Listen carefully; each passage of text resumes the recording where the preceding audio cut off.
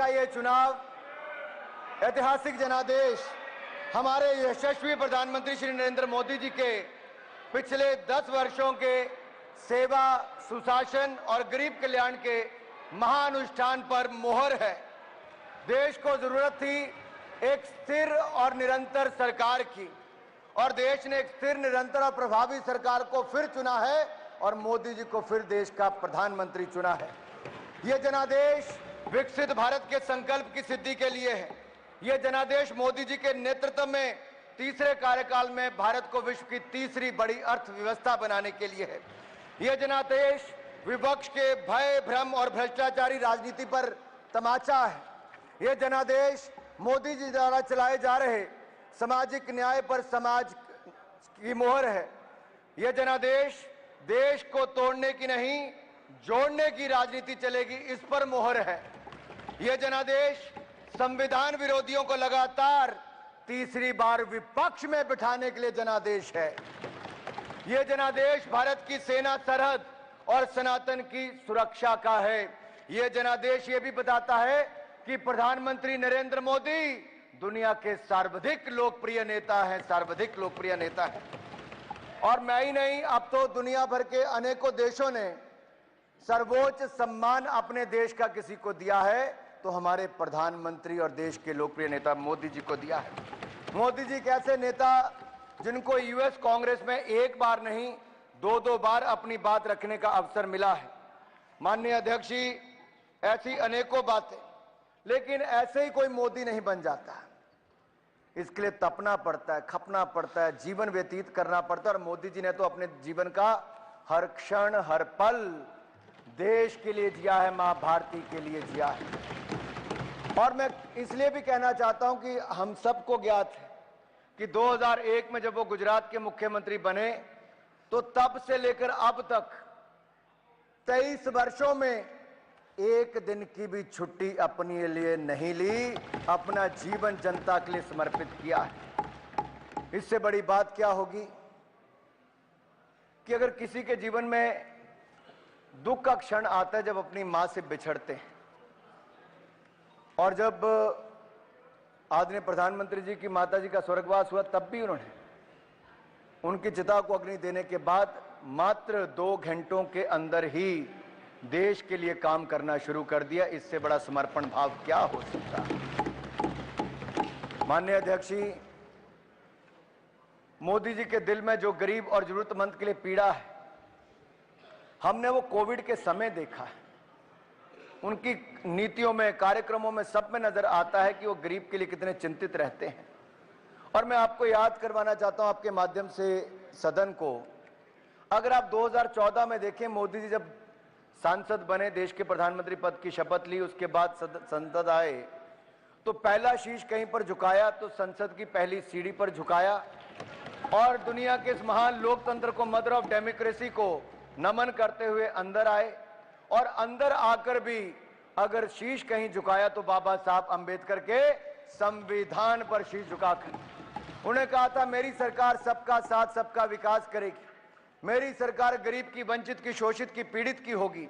और पिछले 10 वर्षों में आपने देखा कि सारी योजनाएं उस दिशा में चली, और जो पुराने नारे देते थे, गरीबी हटाओ, गरीबी हटाओ, इनके नारे ही रह गए। लेकिन मोदी जी की सरकार में 25 करोड़ गरीब गरीबी रेखा से बाहर निकल कर आए। मल्टी डायमेंशनल पॉवर्टी इंडेक्स के ये बड़ा आंकड़ा देखने को मिलता है।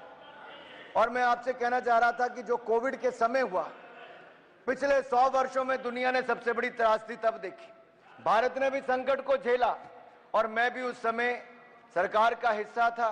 और मुझे याद है आज भी प्रधानमंत्री नरेंद्र मोदी जी ने जो पहली बात कही वो ये कहा कि देश के गरीब का थाली खाली नहीं रहनी चाहिए, उसका पेट खाली नहीं रहना चाहिए, उसके लिए अन्न की व्यवस्था करनी है।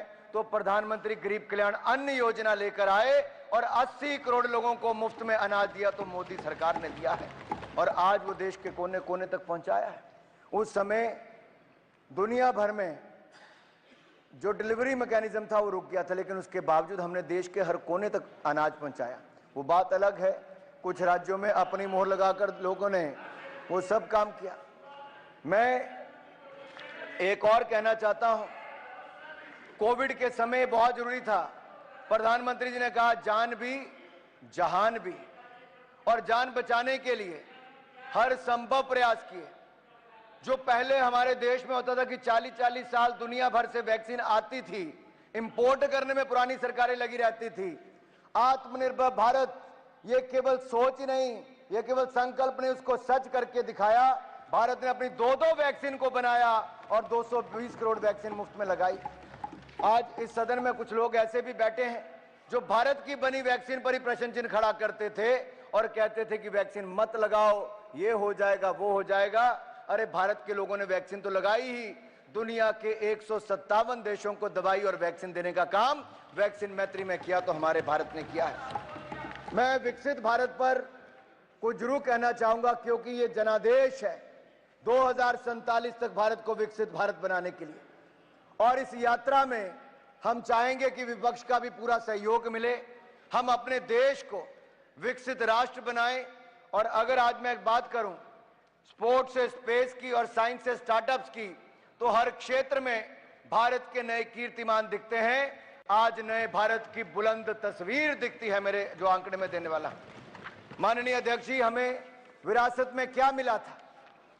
जब 2014 में हम आए तो India was among the fragile 5 economies of the world and today India is the 5th largest economy of the world. लड़खड़ाती चरमराती अर्थव्यवस्था आप छोड़कर गए थे, आज दुनिया की 5वीं बड़ी अर्थव्यवस्था भारत है, दुनिया की सबसे तेजी से बढ़ती अर्थव्यवस्था भारत है, और अगले 5 वर्षों के अंदर दुनिया की 3री बड़ी अर्थव्यवस्था मेरे भारत की होगी।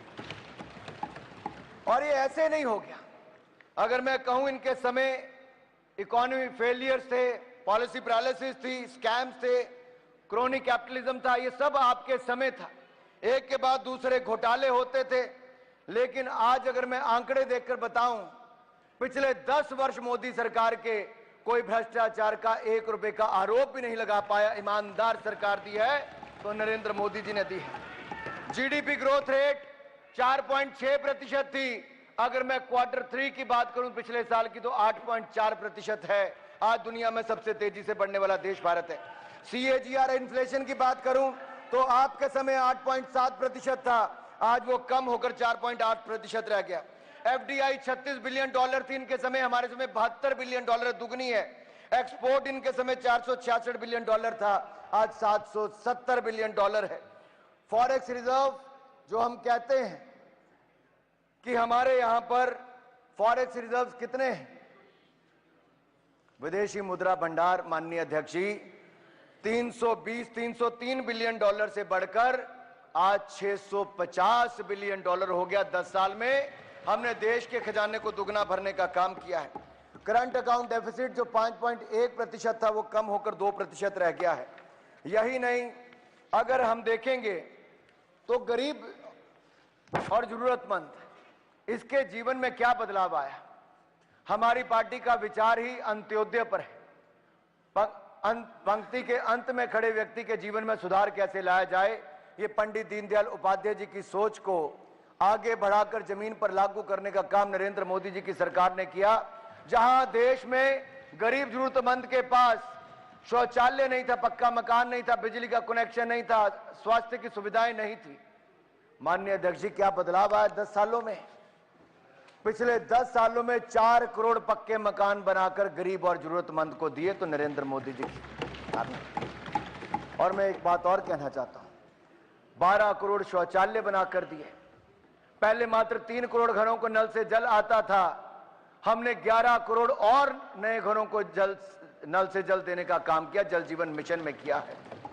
हमने लगभग हर घर तक बिजली पहुंचा दी, हर गांव तक तो बिजली पहुंचाई दी, हजारों गांव को विद्युतीकरण करने का काम किया है। और यही नहीं, आज देखा जाए तो जल जीवन मिशन के अलावा स्वच्छता अभियान के अंतर्गत जहां वॉश हम कहते हैं, वाटर सैनिटेशन और हाइजीन, इस क्षेत्र में बहुत काम किया है जो सस्टेनेबल डेवलपमेंट गोल के साथ जुड़ा है। लेकिन स्वास्थ्य के क्षेत्र में गरीब को लगता था कि वो अपना इलाज कहां करवाए, उसके पास पर्याप्त धन नहीं होता था। आयुष्मान भारत योजना नरेंद्र मोदी जी की सरकार लेकर आई और 60 करोड़ लोगों को 5 लाख का इलाज बिल्कुल मुफ्त में देने का कार्य किया तो मोदी सरकार ने किया। और अब 70 वर्ष से ज्यादा की उम्र वालों को 5 लाख रुपए का इलाज बिल्कुल मुफ्त में मिलेगा। तो एनडीए की सरकार ने देना शुरू कर दिया है।